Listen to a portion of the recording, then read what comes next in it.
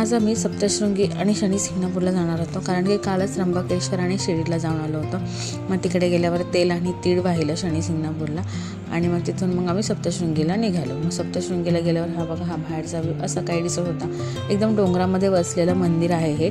आणि मग तिथे आता जायला पायऱ्या नाही आहेत, सो आता तिथे रोपवे केलेले आहेत. पण इतकी गर्दी होती, कारण सुट्ट्यांमध्ये गेलो होतो आम्ही सॅटर्डे संडे, त्यामुळे खूप गर्दी होती. पण जायचं तर होतंच, त्यामुळे रोपवेमध्ये बसायची एक्साइटमेंट पण होती.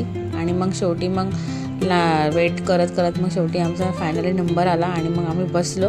आणि आतमध्ये बसल्यावर इतकं असं वाटत होतं की आपण जत्रेमध्ये पाळण्यामध्ये बसतो ना, तसंच एकदम वाटत होतं. आमच्या गाडीला तर बघा किती एक्साइटमेंट आहे, असं वाटतं की तिला अजून मुलेच बसले. सो फायनली आम्ही वर पोचलो आणि दर्शन इतक्या छान प्रकारे झालं.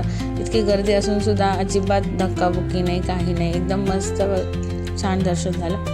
आणि मग खाली आल्यावर ह्या मुलांची मस्ती काही थांबतच नाही. आणि मग इथे मुलांसोबत मोठ्यांची पण मस्ती चालू झाली होती.